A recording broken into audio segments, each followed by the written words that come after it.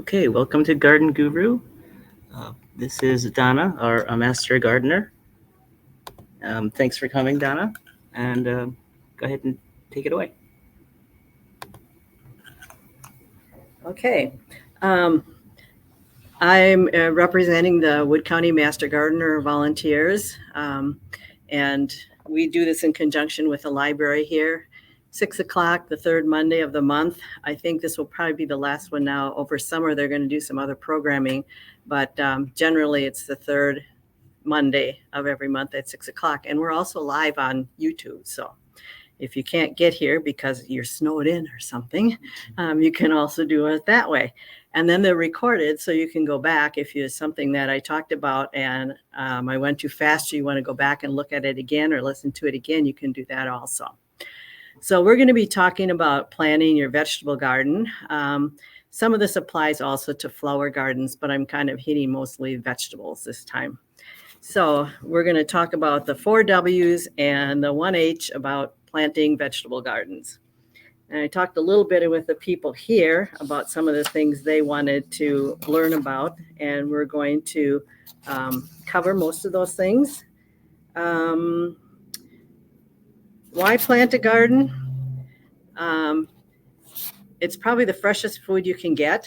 When you buy, quote, fresh food in the grocery store, it might have come from California or Mexico or even South America.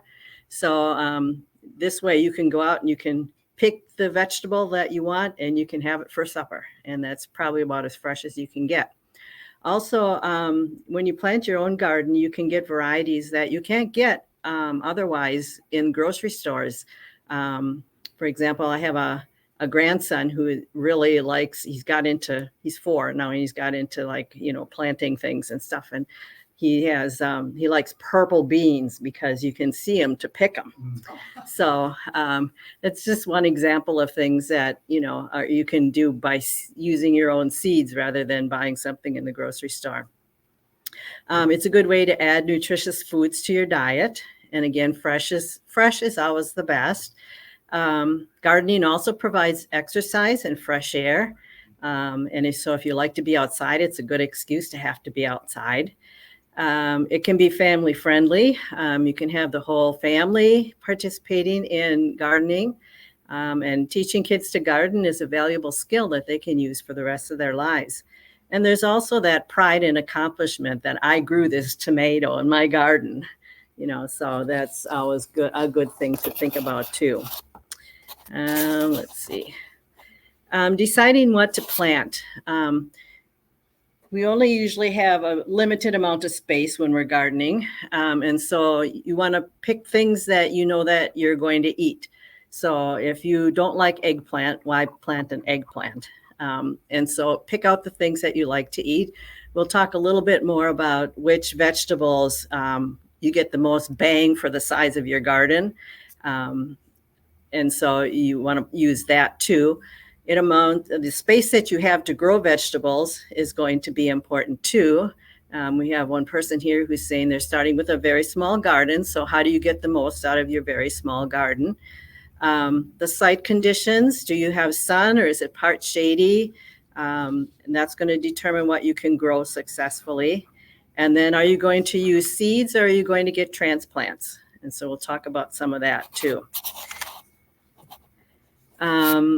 Transplants should be used when the vegetable has a longer growing season than you could get in by planting the seed in the ground and letting it go to maturity. So things like peppers, tomatoes, Brussels sprouts, eggplants, those kinds of things. If you planted the seed in the ground, the vegetable might not even be ripe by the time we have our first frost. So those are the kinds of plants that we would use transplants for. So, and if you haven't started your transplants yet, it's kind of on the edge of starting something from seed right now and having it big enough, but you probably could do it. And it all depends on the weather we have and how soon you can get it in the garden. Some of the things that you probably don't want to buy as transplants are anything in the cucurbit family, like cucumbers, melons, squashes. They have very sensitive and fragile roots, so transplanting those often sets the plant back, or it might even kill the plant. So seed those things right directly in the garden. And seeds can be used then for all the other plants as well as most flowers. Although, again, some flowers need to be started farther enough ahead so that they actually are blooming by the time you put them out instead of waiting all summer for them to bloom. When you're buying seeds, each seed package has lots of information on the back of it. It tells you when to plant it, how to plant it. It tells you what kind of plant is in there. For example, we have pole beans and bush beans. And so if you plant pole beans and you don't have some place for them to climb, you're going to have just a massive jungle of vines growing all over the place. There are two types of tomatoes too, if you're not aware of that. There's a determinate tomato, which gets about maybe 3-4 feet high, and it tends to ripen all of the fruits in a relatively short time. So a lot of people plant those, number one, because they're more manageable size-wise. And if you're doing it for canning and you want a lot of stuff at one time so you can can it all and get it over with, that would be a determinate tomato. Then we have an indeterminate tomato, and those are the ones that just keep growing and growing and growing until they're killed by frost. And they keep setting fruit all season long. And they require a pretty sturdy support. Otherwise, you're going to have them crawling all over the ground, and then insects get in them and diseases get in them and that sort of thing. It'll also tell you the days to maturity. So how long from the time you plant that seed till the time you can expect to get something back from the seed. The plant size, how big is it going to get? How far apart should you plant it? Does it have disease resistance? Some vegetables are noted for getting certain diseases, and scientists have been working very hard to breed disease resistance into some of those vegetables. So for example, your cucumbers would be less likely to get some of the mosaic diseases and the powdery mildews and stuff like that. Also, what are the growing conditions? Should this be planted in full sun, or maybe it can take a little bit of shade?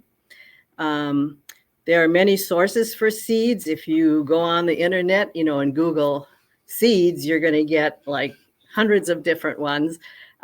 Most gardeners have their favorite ones that they go to all the time, and I can share with you some of those too if you wish to know that. You can also buy seeds like in most of the big box stores, although the packages you get there will probably be smaller. And seed catalogs or people that grow seeds, and that's their main business, are often more careful about the seeds and the kind of seeds they have in the packages and how successful you are in growing them.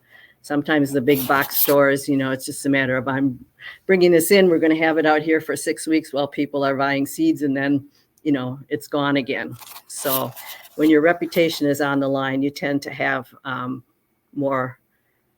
better products, I should say. If you're buying plants, look for anything that might be suspicious on that plant. Like, are there holes in the leaves? Are some of the leaves yellow? Do you see insects on it? Do you see like little fine spider web kind of things on the plant? So what you're looking for is a really healthy looking plant, one that's looking very robust. If you are unsure about it, some people can even, or anybody can, if you have, this is your pot and you have your plant growing out, put your plant is growing up between your fingers, and just turn the pot over and see, what do the roots look like? They should be white. If they're brown and kind of mushy, that plant's probably been overwatered a lot. So you want to have nice white roots, lots of roots. Avoid plants that are already blooming. Like if you're buying tomato plants and pepper plants, eggplants, those kinds of things, don't get the ones with the flowers and the little fruits on them. Okay. you want the plant to establish good root system first and then start producing fruits. So if this plant has already got little fruits and flowers on it, it's in that next stage of growth, and it's not going to be working on making more roots. It's going to be working on making more fruit, but it can't do that unless it has lots of roots. So avoid the ones that are already blooming, and use reputable dealers. Your regular greenhouses, people that are in it, as I said before, in it for the business, and that's their business, they're going to be much more careful about the care of their plants than when you go to some big box store where they pull out some shelves and they put some plants out there, and somebody maybe comes by and waters them once a day, maybe not, and so it pays to pay a little bit more and get a quality plant. Okay, deciding where to plant. Most vegetables need at least 6 to 8 hours of sunlight during the day. And 6 is probably the minimum for most vegetable plants, especially those that flower and produce fruits. Lettuce and the greens like lettuce and spinach and those kind of things, they can get by with a little bit less because they're not out to produce fruits. So also be aware if you have a black walnut tree in your yard or had one, the area where that tree grew, even if the tree is gone now, contains a chemical called juglone, and it will affect many of the vegetable plants that you are planting. So you don't want to rake leaves from a black walnut tree into your garden for, extra mulch or things like that. The roots, the leaves, the bark, the wood, all of it contains that chemical. If you haven't gardened before in an area, it's a good thing to do a soil test before you plant. And the sooner the better now, because the soil test lab is getting very busy in the spring. And if you don't have good luck growing vegetables, it's probably worth your time to get a soil test also to make sure that the soil is well balanced and good for growing vegetables. The soil test, I believe it's either $15 or $20, and they run it through a bunch of tests, and they tell you if you need different minerals or additions to the soil like nitrogen, phosphorus, potassium. And they'll tell you how much based on, the size of your garden. Also be aware when you're planting, do you have a slope that you're planting on? You might have to terrace the beds a little bit.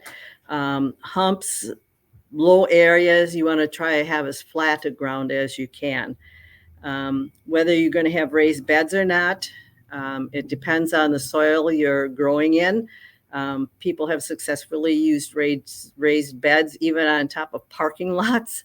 If the bed is deep enough and you have the soil in there, you can plant a garden literally anywhere. Some people have raised beds just because they're more convenient. You don't have to get down so far or bend over so far. So that's up to you. There's a little cost involved with, making the bed and then filling it with soil. But vegetables generally, the soil warms up earlier in the spring and dries out better in a raised bed than if you have a ground level bed. If you're thinking of putting in a garden, you also have to remember that there's going to be other animals that also want to eat your garden. And so be prepared that you may need to have fencing or something like that to keep animals out. Row covers, it's a lightweight, filmy kind of fabric that you can put over things to keep off bugs and keep animals away, that kind of thing. And if you're doing any digging in the ground where you haven't gardened before, please call 811. It's Digger's Hotline. And you don't want to, dig into your gas line, your electrical line, and most of all, well, those two are really dangerous to dig into, but the most expensive one is your fiber optic line. So please do call 811 before you dig. Pardon? With raised beds, are Mhm. there certain plants that are more conducive to raised bed gardening, or overall any plant would do well in a raised? Most of in a raised bed, you have to determine, if it's deep enough for the plant. Like if you're going to plant carrots and you want them to be long and skinny, you have to have the depth for the roots to go down that far. I would say minimum is probably 8 inches for most vegetables, that in order to give them enough root space. Okay, when can you plant? Somebody was asking those questions. The cool season vegetables, those are the ones that you can plant the earliest. And some examples are beets, peas, carrots, cabbage, onions, broccoli, greens, radishes, turnips, and lettuce. Those will all take cool soil, germinate in cool soil, and they'll also take a little bit of light frost. If the temperatures gets down to like 30 degrees, they're not going to say, oh, I'm dead. So you can plant those. The warm season crops are things like corn and the whole cucurbit family, squashes, melons, cucumbers, all of those, beans, tomatoes, peppers, eggplants, okra. And these you shouldn't plant until the soil temperature is about 60 degrees. And you can test that. You can use your plain kitchen thermometer if you want. Go out there and stick it about 4 inches into the ground and see what the temperature is. You can also buy soil thermometers too. And a lot of times they'll have a little dial on there that tells you at what temperature you can put some of these seeds in the ground, which is a little handier than your kitchen one. But anyway, these you would wait until it's warmed up and there's no chance of frost anymore. Around here, that's probably like the very end of May and the first part of June. So you want to have it be pretty warm before you put those in. Cool season crops, some can be worked as soon as the soil can be worked in the spring. Like you could probably plant lettuce now if your soil is dry enough. Peas are another one that you can plant very early. And then, gradually planting some of the other ones as the season goes on. In order to see if your soil is ready for planting, you take a handful of soil and squeeze it. And it should hold together in a ball, but when you touch it, it should fall apart. So if it's so wet that it stays together in a ball, it's too wet. And if you work it when it's too wet, you're just going to have these big clumps for the whole season. And of course, if it's too dry, well, you're going to have to water some when you plant. But too wet is probably more dangerous than too dry.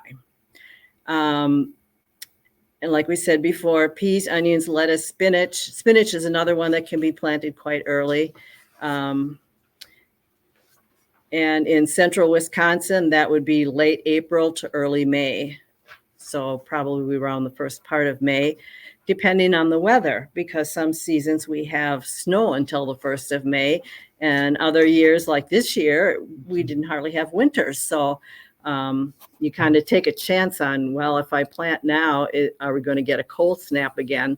But that's getting less and less likely that we're going to have that now. Mid-season crops, broccoli, Brussels sprouts, cabbage, cauliflower, those can tolerate a light freeze or frost. And in our area, that would probably be mid to late May, again, depending on the weather. Late spring to early summer would be those melons, squashes, beans, tomatoes, peppers, all those warm season vegetables. They need warm temperatures, and if it freezes or frosts, they're very likely to be damaged. And around here, we just talked about that's the end of May or the first part of June. This is a planting guide. I think that's one of the handouts, maybe. And it tells you, it's just a kind of a good resource for like planting here. When we say footprint, spacing between plants, 3 to 4 inches. Footprint means how much space is that going to take up? So, for example, beans, 4 by 4, and beets probably 3 by 3 inches. So, 3 by 3, one beet in about that much space to allow them to grow. And then looking at the height of some of them, for example, corn is probably one of your tallest vegetables, and whether shade or if it needs all sun and days to harvest. And then succession planting, that means can you plant an early crop and then a late crop?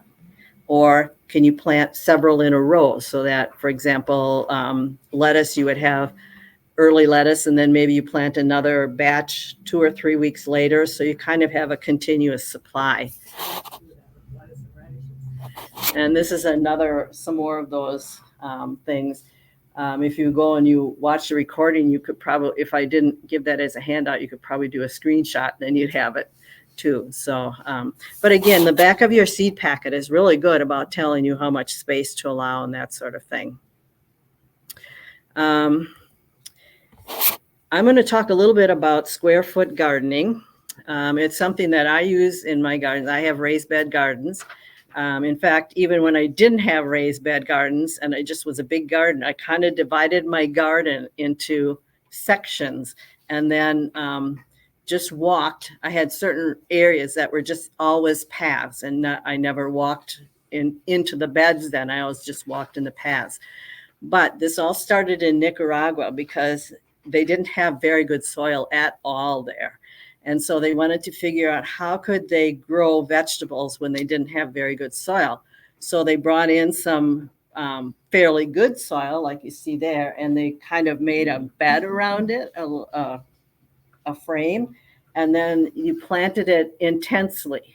So instead of having a row of vegetables and then a path, and a row of vegetables and a path, this is a different kind of planting system. And it has some very unique advantages. You can have it anywhere from like 2 feet by 2 feet if you're starting with a very small garden bed. Generally, we say no wider than 4 feet because then you can reach in from both sides and you don't have to walk into the garden bed. I have 4 by 8 feet ones just because that's the size of the lumber we had when we built them. So you can make them you can make them like 20 feet long if you want, but no more than 4 feet wide. And again, the depth depends on the soil quality. So if you have basically good soil where you're making these beds, you don't have to put as much soil into the boxes or make the sides as high. Then you can divide it. You can use strings. You can use like old blind slats, wooden strips. I sometimes just lay my shovel down and make a division, little indentations, and then I use that. Come on in. Where do I sit? Right there. Yeah, pull the chair over. I like to use binder twine. I use binder twine a lot. Yeah. And then I have a stick and I wind it up. Yeah, and you can just use plain string. Just put a nail in and wrap the string around it. But what you want to do is create square foot sections in your garden. And then each square foot has a different planting pattern. So we'll go through some of these. If you're trying to put 16 plants in a square foot, this would be things like carrots, radishes, and leaf lettuce. So you mark off your square foot and you make 16 holes spread evenly. Some people even make like a template, take a piece of cardboard and punch holes in it and then just stick your finger in each hole, plant a seed in each hole or two, and then cover it up. And so this would be for plants that have a very small footprint. So we're talking about like this. Then the next size up is 3 by 3 plants. And this would be beets, onions, kohlrabi, and peas. And then we have 4 plants to a square foot. And these could be green beans, head lettuce, spinach, or okra. There is a reference, I believe, on the sheet if you go on the library website. And it's a square foot gardening thing. It's about 3 pages long, 6 sides, and it gives you all of this information. So you can look for that. And then 1 plant per square foot, and these are the big plants like tomatoes, peppers, cabbage, broccoli, or a potato plant. And so the idea behind all of this is when you plant this intensely, you have the plants growing up, they shade the soil. After, maybe 1 weeding early in the spring or early in the summer, the tops of the plants shade the soil. They keep the weeds from germinating. They keep the soil shaded so you don't have to water as much. And just, you have no wasted space. So the square foot gardening, think of how much you can get in a 4x8 garden when it's all planted like this versus a row of vegetables and a path and a row of vegetables and another path. You'd probably get maybe 3 rows of vegetables in the same space. So it's a very economical way to do it. You still have enough space for each plant to grow. And this is an example of what it looks like. You have like looks like cucumbers down here. Many people also then put like a tall trellis for the cucumbers to grow up. So instead of crawling all over, they grow up the trellis. Then it looks like we have a square of onions and some lettuce and some carrots. And then over on the end, we have a couple of tomato plants. So it's very intense gardening. Also, no tilling is necessary because you don't walk in there. So there's no reason for it to get compacted and squished down. So you don't have to go out there and turn it over by hand every year, rototill it or whatever. And we're also finding out that plants have a whole network in the soil called mycorrhizomes. And they help to feed the plant, and the plant in turn nourishes these little organisms. When you break up the soil, you break up all this stuff. It's like somebody coming in your house and going through with a tornado and throwing things all around. So the less you till the ground, the better off it is for all of these little underground creatures and things that help nourish the plants as they grow. Also, only hand tools are needed, basically for planting. So you plant, dig a hole, plant, make a row, a ditch, and put some seeds in it, that sort of thing. Some things to think about when you're planting that 4x8 foot bed, let's say, or even 4x4. Crops should be rotated to different places in the garden each year. And that's because certain plants have certain diseases, and those diseases oftentimes remain in the soil or in the plant debris from that plant. And so if you plant the same plant there again next year, you automatically have the disease organism right there to infect the plant the following year. So you want to rotate as much as you can. Now, if you only have a 4x4 foot garden, that's not a possible thing to do. But if you have a larger garden, rotating. And by that, we mean 1 year you have tomatoes, and maybe the next year you have spinach in the same place. And then the next year you have broccoli. So different plant families from one place to another. How long should you wait before you put the same type of crop in that soil? 3 to 4 years. If you have the space, Yeah. that's the ideal thing. And so you want to do different families. So for example, the carrot family, you see what's the vegetables that are in the carrot family. So you wouldn't want to plant parsnips or celery in the same spot as you had carrots the year before, if you can help it. And some of these are the ones where the diseases go from year to year. The cucurbit family, this family, the tomatoes, peppers, potatoes, eggplants, those all get the same kind of diseases. Let's see. Some of the ones in the mustard family, like broccoli and Brussels sprouts, there are some diseases that can carry over in the soil from those too. but basically you want to mix up the families each year. Let's see.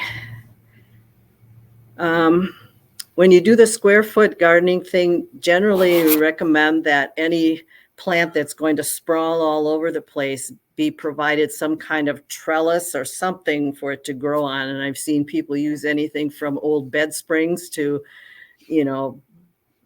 fancy, expensive things you buy, so sometimes just two T-posts and, some webbing in between or some netting or something for it to grow up. It doesn't have to be real expensive or elegant.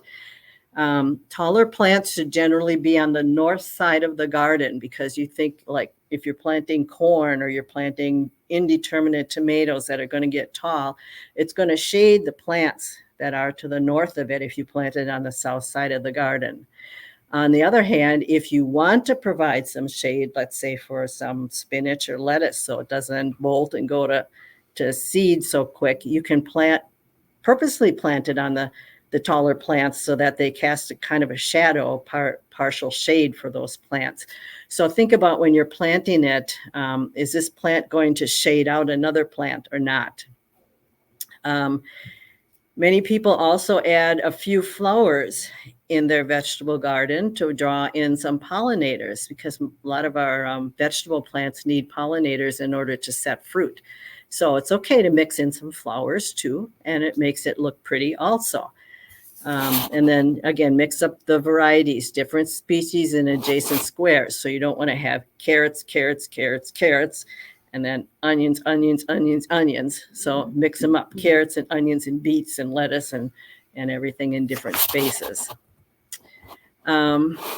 Companion planting, nobody asked about that here, but some people say, well, you need to plant tomatoes with carrots or something like that, That's basically folklore, although recently they've done some more research on it. And we've also found that specifically sometimes people can plant what we call a trap crop. It's a plant that insects really like. And so if you have that planted, let's say somewhere, maybe in your yard, then those insects won't go for your vegetables because they'll prefer that other plant over there. So there are some things that do work good. Peas and beans are nitrogen fixing crops. So if you plant that and then you plant the year after that something that needs lots of nitrogen, that works well together.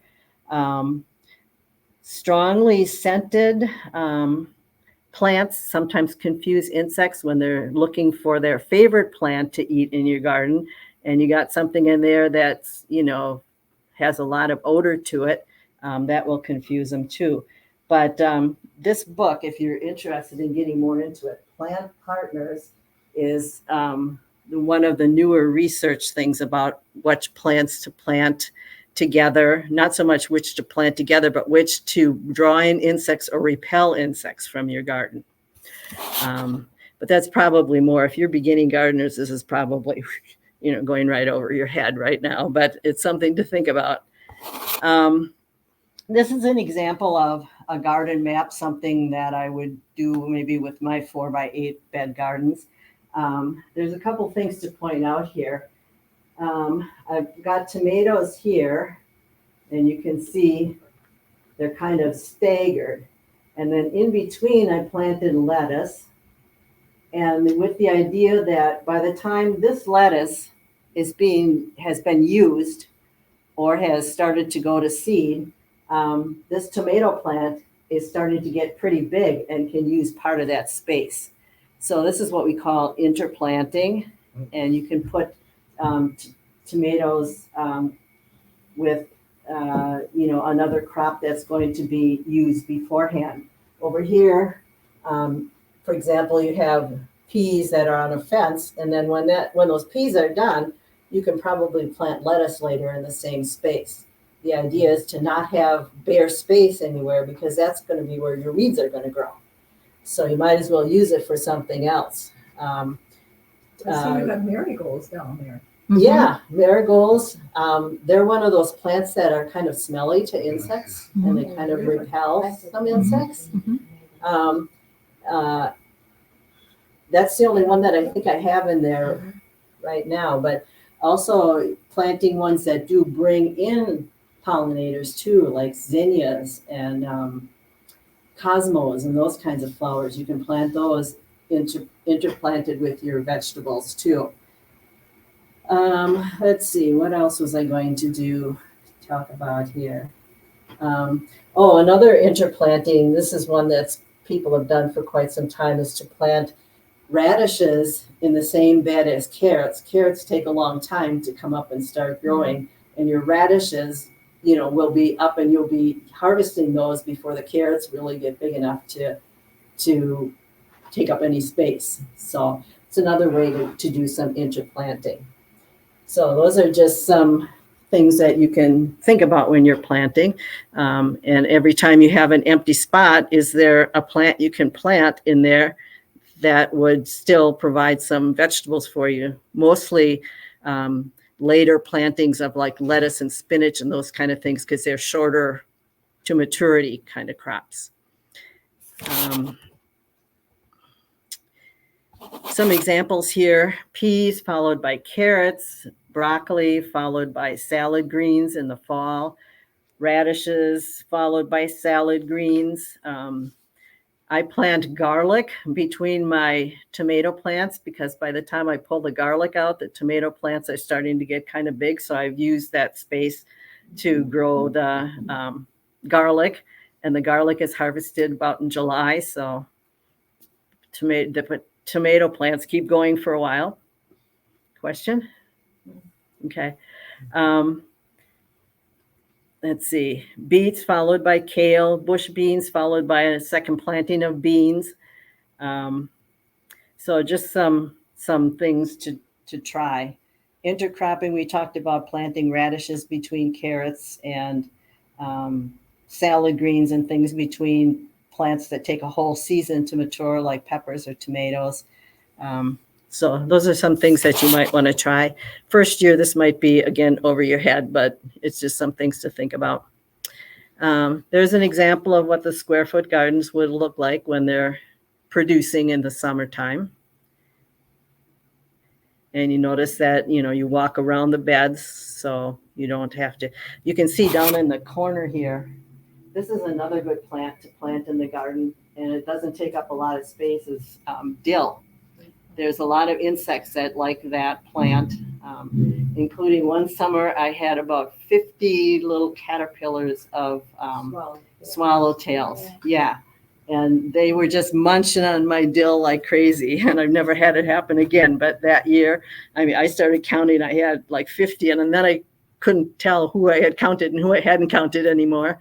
But there's a lot of real tiny insects that are actually predator insects. They eat other insects, and they're the ones that like that kind of thing, like the dill.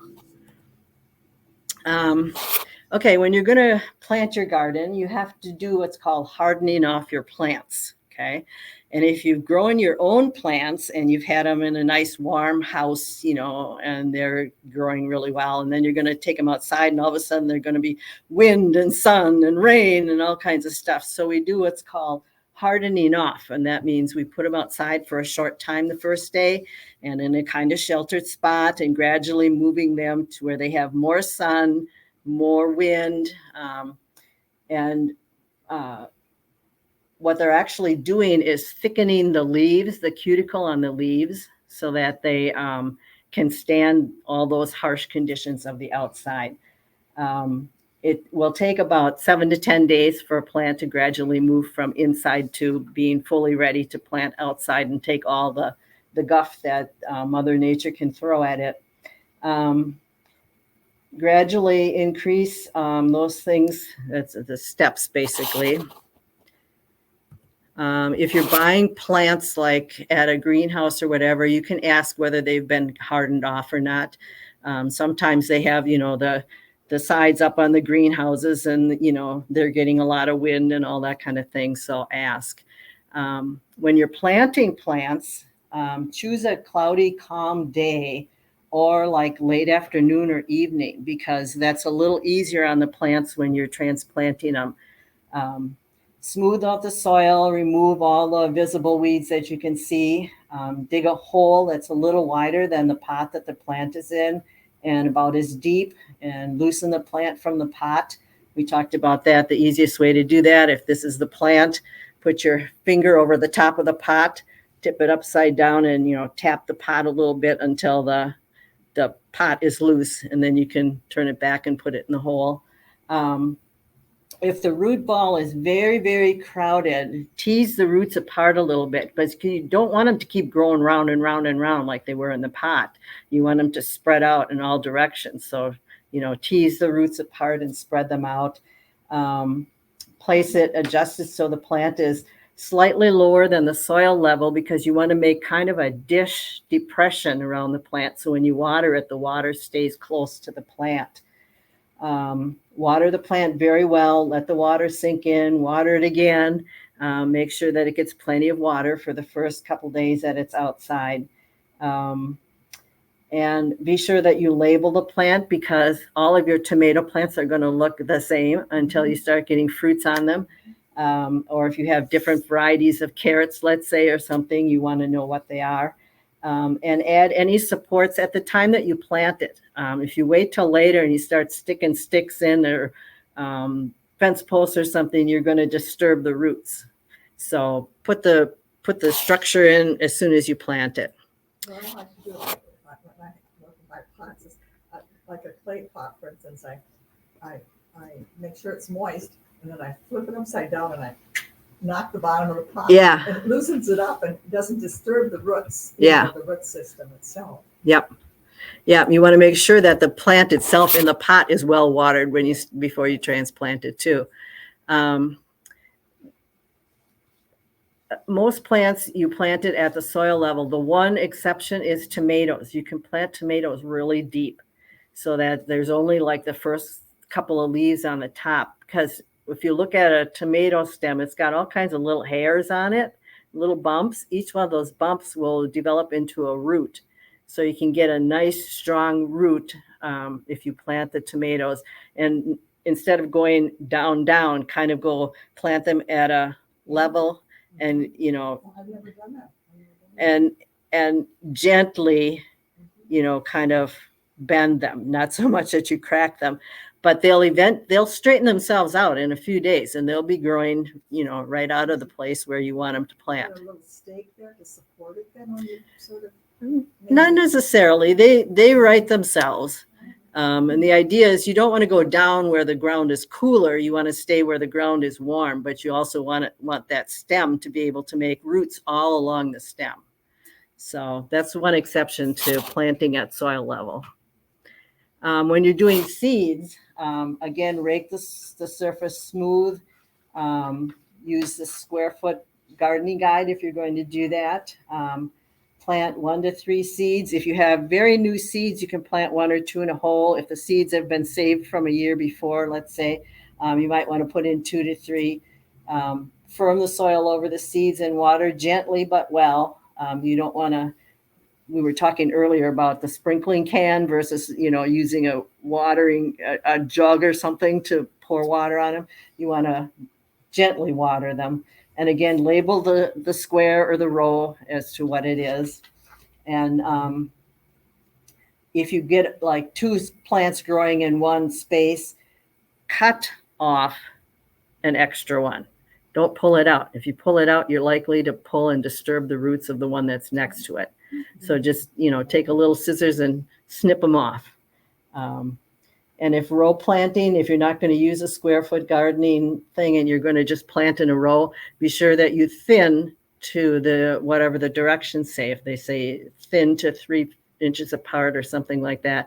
If you don't, you're not going to get anything. Your carrots will be like nothing. Your radishes won't grow bulbs. They'll just grow lots of tops, things like that. So be sure that you thin. If you have seeds left over, and a lot of times you have more seeds in a package than you really need, you can share with others. If you know of other friends or family members that are gardening, You can also save the seeds from the next year. Just make sure that you store them, keep them in the original package so you have all the directions and stuff for growing. Put them in a tightly sealing container, like a jar with a screw on top, and you keep it in a cool place. Basements are good for this. Some people put them in the refrigerators, but I don't usually have enough extra space in my refrigerator to keep a lot of seeds. And you can also, in order to keep them dry, take a piece of paper toweling and put a couple tablespoons of dry milk powder in there and tie it up with a rubber band. It's like a little sachet that absorbs moisture and keeps the seeds from getting too moist. The idea is you want to keep them cool and dry. And most seeds, I've planted some that were from 2018, I think, this year, and they sprouted. The only exceptions are onions and corn. They generally don't keep more than a year or so, but a lot of other seeds they'll keep for quite a few years. So if you're not sure if the seeds are good the following year, you can do a germination test. Put 10 seeds on a paper towel, wet paper towel, put it in a plastic bag so it doesn't dry out, and then wait to see how many of those sprout. If you get half of them sprouting, you have 50% germination. Means you have to plant twice as many seeds if you're going to use them this year. So let's see. So is the purpose of the sealing container just to keep them dry? Keep them dry. Yep. And then you want to keep them in the coolest place you can in your house. After you planted your garden, you want to water plants at the soil level. So don't take your sprinkling can out there and go like this and, sprinkle everything, from the top down. The roots are what needs the water, not the leaves. And wet leaves are the best way to get diseases in your garden.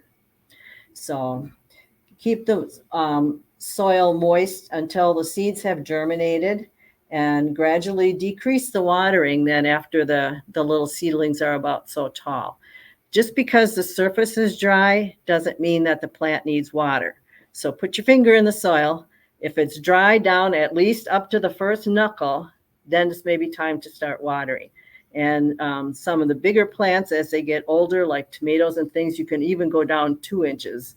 And, until that is dry down that far, you don't need to water.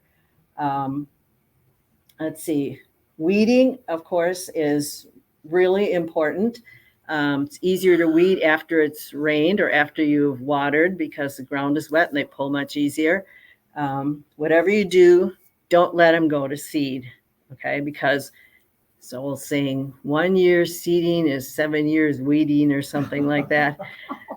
Because a lot of these seeds will remain viable in the ground for quite a few years. And every time you mix up the soil a little bit, they come to the surface and they get enough light and moisture to germinate, and you got more weeds. So even if you don't get them when they're really, really little, get them before they flower and go to seed.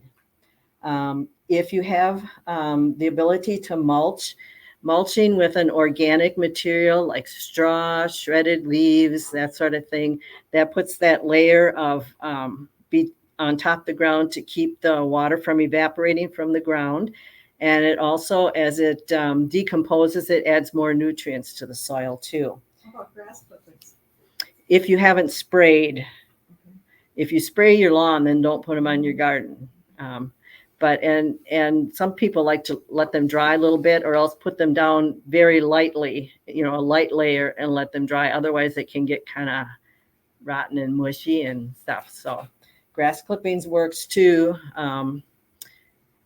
In a vegetable garden, you don't want to use anything that's going to be permanent, like a bark mulch or whatever, because you're going to replant it again the next year. So, anything that's going to not rot in the next over the winter or whatever, you don't want to put that kind of mulch on.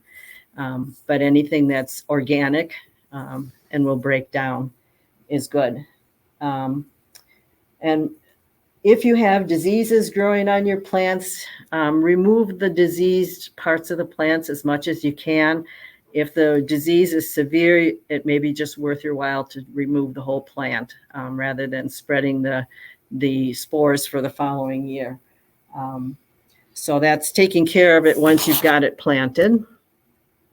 Container gardening. Be sure that you have a big enough container for the plant. Like a 5-gallon pail is probably not even really big enough for a tomato plant, unless you have like the patio-sized tomato plants that you would put on your table on your patio. But a full-size tomato plant going to need at least a 5-gallon thing. You need much more container size than you think of a lot of times. Use potting mix, not garden soil. So if you're going to plant something in a container, don't dig soil out of your garden. Make sure the container has a drainage hole on the bottom or more. And you have to realize that these are going to have to be watered a lot more than your in-ground garden. So sometimes the extra work of growing it in a container isn't worth it if you don't have the time to water it. You said not to use garden soil, and that's probably because maybe there might be some diseases or something, things like that. Yeah, and it's heavy. It tends to compact down in the container, makes it really hard for the roots to grow really well. And yeah, you're going to probably also be introducing weed seeds and, depending on what was growing there before, even diseases and things like that. Part of some of the things that you can find out is recommended varieties of plants for Wisconsin and recommended varieties for containers. And if you're going to grow something in a container, look for words in the description like compact, short vine, patio, bush, determinate. Those are clues that this is going to be a smaller plant. And again, there's another thing there. And I'll show you how to find all of these in just a minute. Other concerns, fertilizing. Generally, you don't need to fertilize a lot unless it's indicated by a soil test. If you fertilize too much, especially plants like that produce fruits like peppers and tomatoes and things like that, you're going to get a lot of leaves, a lot of green growth, a lot of lush green growth, which is good for diseases and insects that like those nice, really good leaves. But you're not going to get a lot of fruit. Okay, so the plant is going into kind of what we call vegetative growing instead of producing fruits. And use the NPK ratio, nitrogen, phosphorus, potassium. Those are the three major elements that plants need to grow well. Weeding. Weeds, not only do they spread for the following year, but they take up water, space, and nutrients that your plants could use. If you get insects, be sure you identify the insect before you just start spraying stuff. And a lot of times, if you just leave it alone, the insect's natural enemies will take care of it in a little bit of time. So be sure that you know what you're treating before you try and treat it. What is the most common thing that people do wrong when they're planting?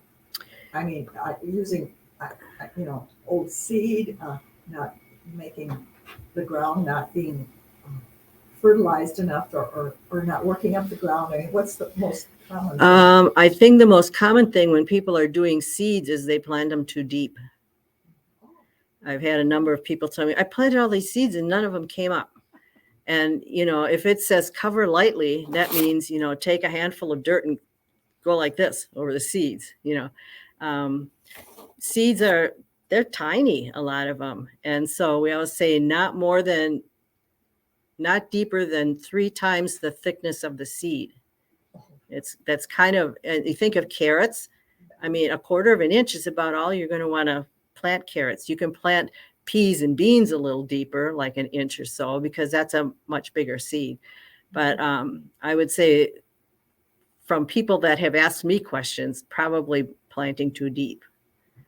And They then just, sometimes I do it, I don't know why, but I'll plant something and then I'll cover it up and then I'll take my hand and pat it like that. yeah, you want to make good contact You know, between the not soil hard, and the I just seed. sort of Yep. Want the soil to stay in place or Yep. covered the seeds. Yep, and it's likely that you're less likely that you're going to wash the seed away then when you sprinkle it and get it wet.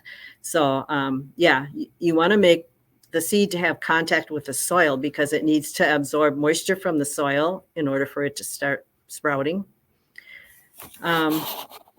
Diseases, we talked about removing parts of the plant.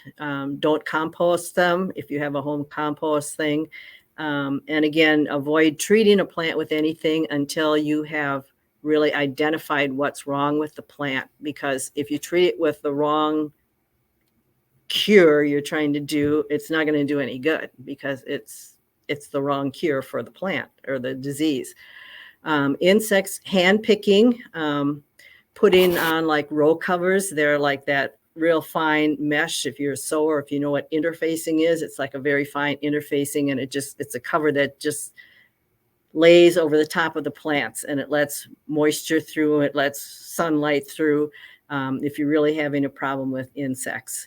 And again, same thing, chemicals, not every chemical kills every insect. And so we have labs down in Madison. We have disease labs. You can send in a plant that if you don't know what it is and you've asked other people, other gardeners, and they don't know what it is, you can send it in down there and they'll tell you what it is. They do tests on it. And they tell you how to take care of it after that. We have an insect lab down there. If you have an insect, you don't know what it is, before you go wild spraying it, send a sample down there and they'll identify the insect for you. And they'll tell you if there's anything you can do about it and what to do about it.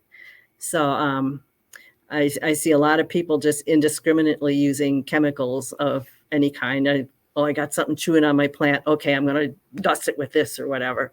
Grasshoppers.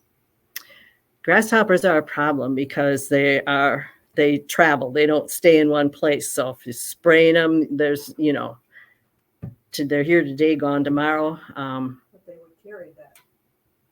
They would carry the spray with them probably, yeah. And for grasshoppers, I'm not sure if I know if there's even anything that you can spray on grasshoppers that kills them. I know there's different things you use on beetles. There's different things you use on like moths and butterflies, different products, different things you use like on scale on plants or spider mites and that sort of thing. But I don't know of anything right offhand that kills grasshoppers. And we talked about mulching. Some other things, newspaper, paper mulch you can buy, cocoa hulls. Those are all organic things you can use for mulch. Plastic mulch, not so much. You have to get rid of the plastic afterwards, and that's just more garbage stuff. You have to irrigate underneath the plastic, so you have to put in some kind of irrigation system. And it's not organic. It doesn't break down and feed the soil, so I would stay away from that. Harvesting, learn what the veggie should look like when it's ready to be harvested. Harvest at the peak, keep harvesting, because as long as you keep picking the fruits, they're going to keep producing more, because the whole thing for a plant is to produce more seeds like itself. So the more you keep picking it, the more fruits it's going to produce, because it still hasn't completed its life cycle. Don't let things rot in the garden. It's unsightly, it smells bad, and it draws insects and all kinds of other stuff. If plants are no longer producing, take them out and replant with something else. Some other things, wear UPF clothing or put on sunscreen when you garden. Lots of gardeners, especially if you spend a lot of time outside, wear a hat, shoes, gloves, ergonomic tools, use good body mechanics, drink plenty of water. Always use protective clothing if you're using any kind of chemicals, and follow the labels exactly, because the label is law on chemicals. So when you're searching, like say we had those references up here a little while ago. Let's say you have spots on tomatoes. Okay, so you put that in your Google search thing, spots on tomatoes, and then add the word extension after it or site:.edu. And that's going to bring up sites of universities and other places where they have researched this problem. And so you're going to get some accurate information.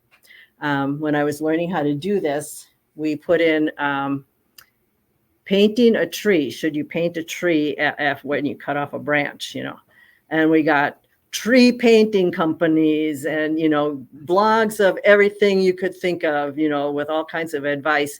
You're not supposed to, by the way, unless you're pruning oak trees in the summertime, which you shouldn't be doing anyway. But generally you don't paint it. But if you put in these words after it, that's going to bring up like University of Wisconsin research on something. And you can also get all these references for very specific topics.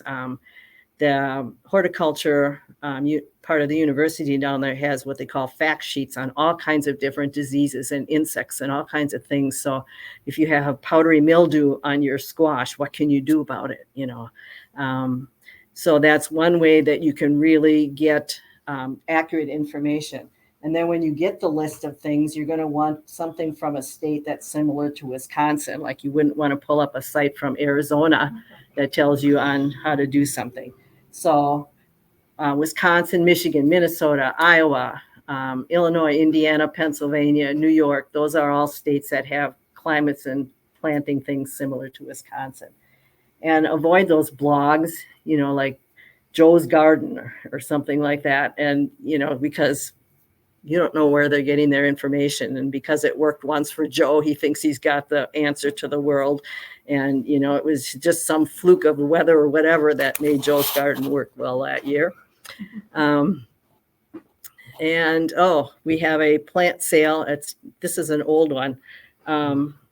It would be whatever Saturday is around the May 18th down at Port Edwards in conjunction with their big citywide rummage sale thing. We also have a plant sale in the fall too at the Wildwood Park in conjunction with the Maple Fall Fest. So we have talked about that already. So any other questions? Do you know when the plant sale is approximately what month?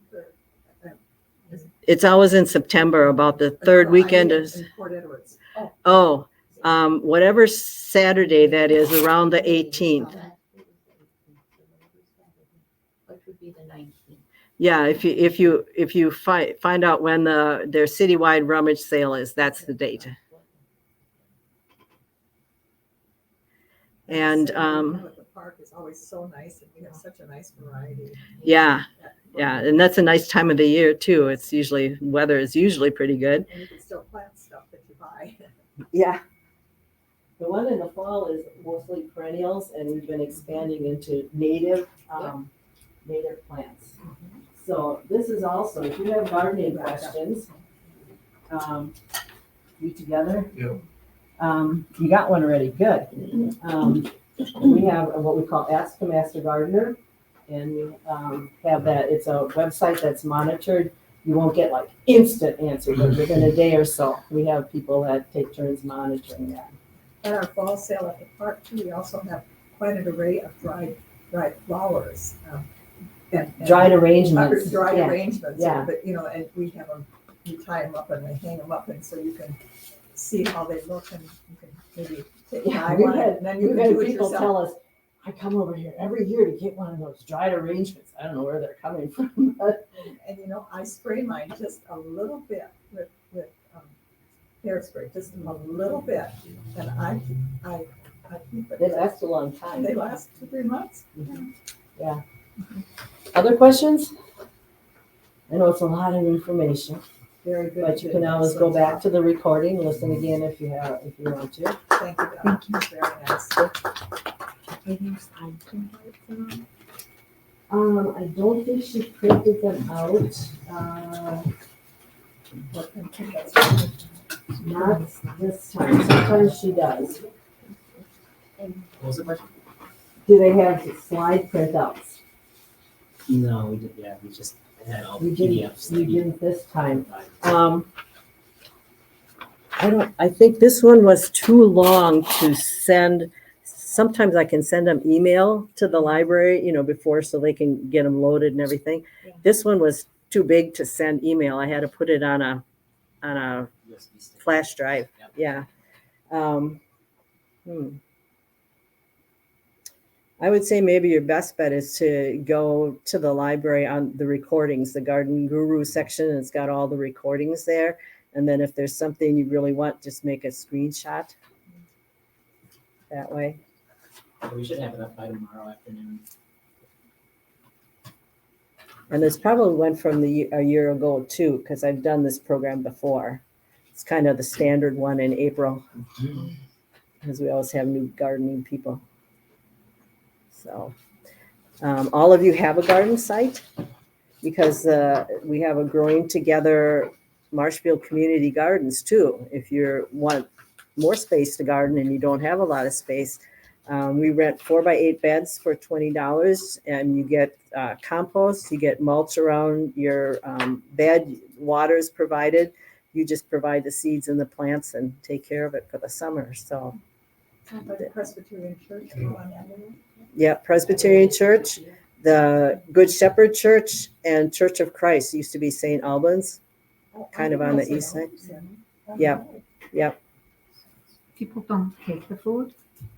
You keep the food. Do they steal the food? No, we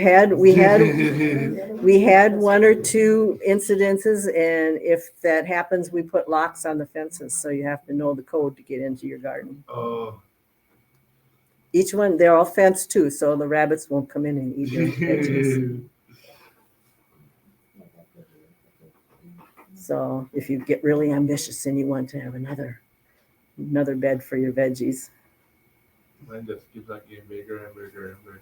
Yeah. You did an excellent job. Thank you. Thank you. I enjoy it. I used to be a teacher, so I get my fix this way. So that's it for tonight. So unless you have some more questions. Where's Jeremy at? Remember when he was Last I know he went up north way up someplace. north or something? When I started with the garden club and became a master gardener, he was very good. Yeah. Yeah. Thank you, Donna. You're welcome. Thank you.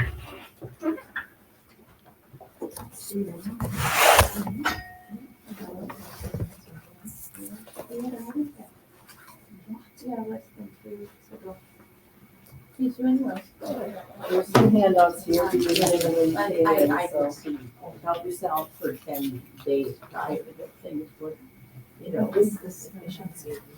Yeah, Two steps. things like, It's all. if you have only a small space, things like corn and squash and things like that are probably not the best use of that space. You get much more vegetables by, They G on them and they call them cardiac. they'll take up so much space. Yeah, they for send like, it within an a hour. whole big corn plant for 2 or 3 years. Yeah. So they won't be any more. I said hi. I will. I will.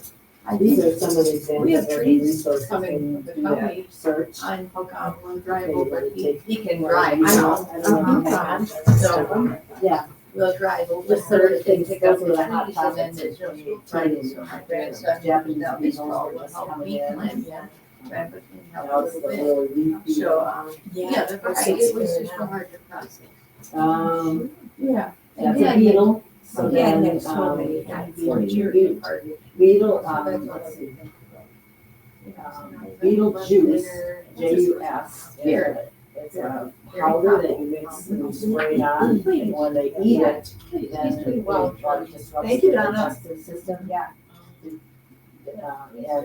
then they die. So it's not like you spray this with it in your head, but you'll find vegetables later. That's one of the things. Where do you get the soil testing done? There's a soil lab. It used to be right out here, at the research station, but they closed that. You have to send it to Madison. Is that on here?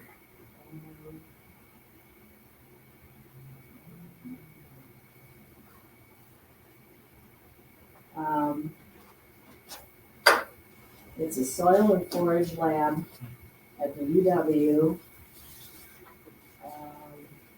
If you Google UW soil lab, you'll probably it'll come up. I should have had that here. Generally, you just send them about 2 cups of soil. Take samples all, in different places in your garden, mix them up in a non-metallic container, and you send about 2 cups down there. And you tell them, there's a sheet you send